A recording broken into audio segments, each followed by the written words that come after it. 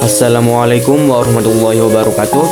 Nama Sufyan Sauri, NIM 0567655962. Fakultas Sains dan Teknologi, Program Studi Agrobisnis.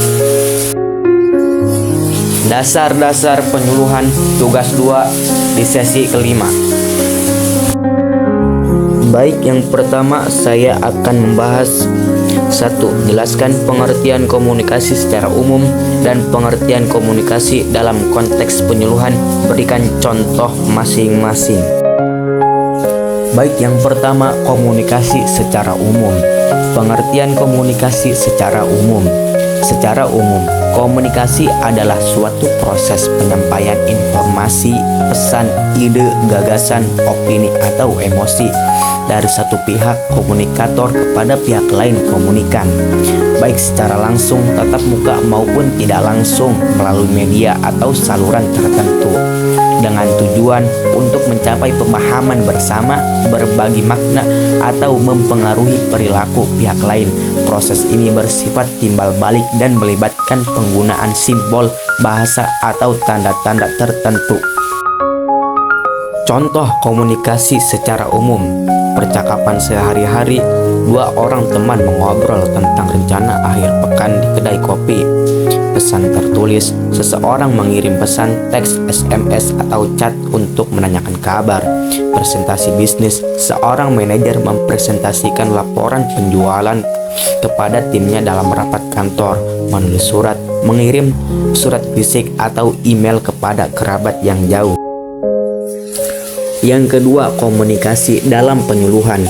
Komunikasi dalam konteks penyuluhan adalah proses penyampaian informasi, ide, atau inovasi secara sadar dan terencana dari penyuluh komunikator kepada masyarakat sasaran komunikan, dengan tujuan untuk mengubah perilaku dan meningkatkan pengetahuan, keterampilan, serta kesejahteraan masyarakat secara mandiri.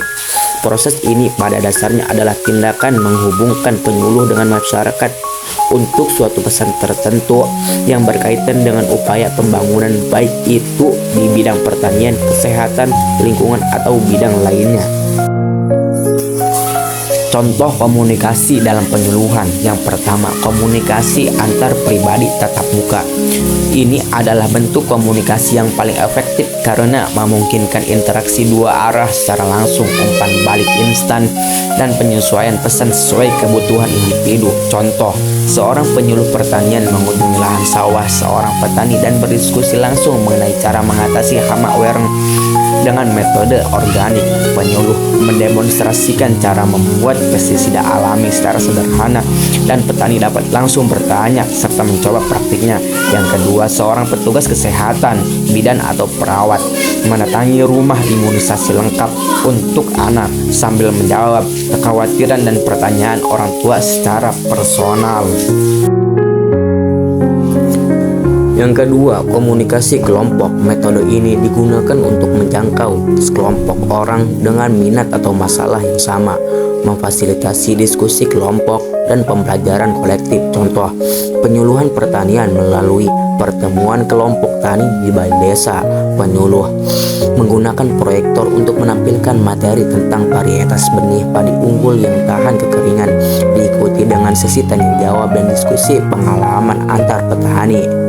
Yang kedua, penyuluh kesehatan dalam bentuk kelas ibu hamil puskesmas. Petugas kesehatan memberikan ceramah dan demonstrasi tentang gizi seimbang selama kehamilan dan perawatan bayi baru lahir, di mana para peserta dapat berbagi pengalaman dan saling belajar. Soal yang kedua, manfaat cyber extension dalam kegiatan penyuluhan. Berikut penjelasannya. Cyber extension adalah penggunaan teknologi informasi seperti internet, aplikasi media sosial, website, dan multimedia untuk mendukung kegiatan penyuluhan. Dalam konteks penyuluhan, unsur komunikasi yang sangat penting adalah pesan, yaitu informasi yang harus disampaikan kepada sasaran penyuluhan. Cyber extension sangat membantu dalam menyampaikan pesan tersebut secara lebih efektif. Berikut penjelasannya. 1. Menyampaikan informasi secara cepat dan tepat.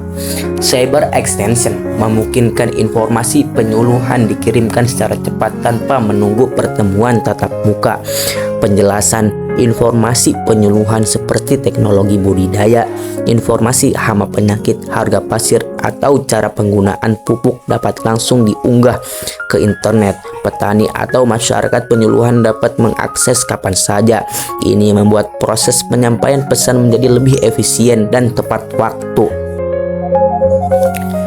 Yang kedua, memperluas jangkauan penyuluhan. Dengan internet, penyuluhan tidak lagi terbatas pada ruang dan waktu. Penjelasan satu pesan atau materi penyuluhan dapat dijangkau oleh ratusan sampai ribuan orang melalui video, artikel, atau grup online. Ini membantu penyuluh menjangkau sasaran di daerah terpencil yang sulit dijangkau secara fisik. Yang ketiga, pesan lebih mudah dipahami karena berbentuk multimedia. Cyber extension memberikan berbagai bentuk penyampaian pesan seperti video, gambar, infografis, dan animasi. Penjelasan materi visual lebih mudah dipahami dibanding penjelasan lisan atau teks panjang. Misalnya, cara membuat pupuk organik cair dapat ditampilkan melalui video demonstrasi sehingga petani bisa menirunya dengan mudah. Nomor 3. Bagaimana cara penyuluh mengefektifkan komunikasi dan penjelasan. Penyuluh dapat mengefektifkan komunikasi dengan menerapkan prinsip-prinsip komunikasi dasar, menyesuaikan pendekatan dengan audiens, dan memanfaatkan berbagai metode serta media yang relevan. Komunikasi yang efektif dalam penyuluhan bersifat dua arah, di mana pesan dipahami dengan jelas dan mencapai tujuannya. Berikut adalah penjelasan rinci mengenai cara penyuluh mengefektifkan komunikasi. Yang pertama, memahami audiens sasaran, menyesuaikan gaya dan bahasa. Penyuluh harus menggunakan bahasa sehari-hari yang sederhana, mudah dipahami, dan relevan dengan latar belakang pendidikan serta budaya sasaran, misalnya petani atau masyarakat lokal. Mempertimbangkan latar belakang.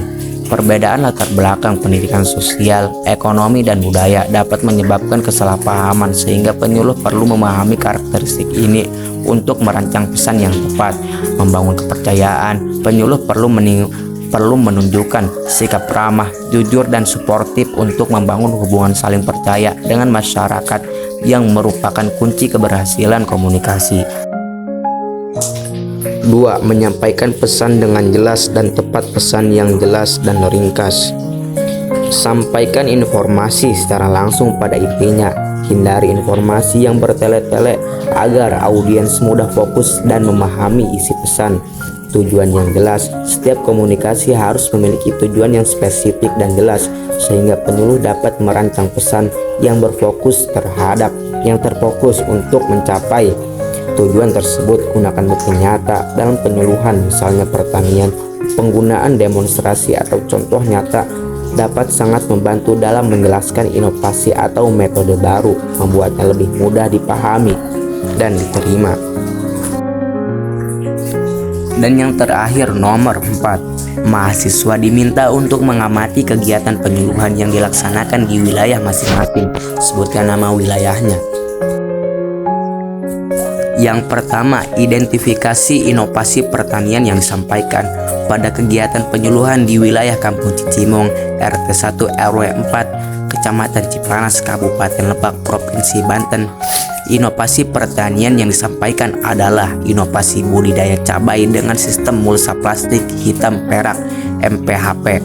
Inovasi ini meliputi penggunaan mulsa plastik hitam perak untuk menjaga kelembaban tanah, penggunaan benih cabai varietas unggul F1, pemupukan berimbang NPK tambah organik, pengendalian organisme pengganggu tanaman OPT secara terpadu, pengaturan jarak tanam agar tanaman lebih optimal, teknik irigasi tetes sederhana menggunakan selang kecil. Penyuluhan ini bertujuan meningkatkan hasil produksi cabai dan mengurangi serangan hama serta gulma. Yang kedua, B. Tahapan adopsi inovasi yang terjadi pada sasaran dan alasannya. Mengacu pada model Rogers Diffusion of Innovation, Tahapan adopsi inovasi meliputi 1. Knowledge, pengetahuan. 2. Perception, pembentukan sikap. 3. Decision, keputusan. Yang 4. Implementation, penerapan. Dan yang terakhir 5. Confirmation, penguatan.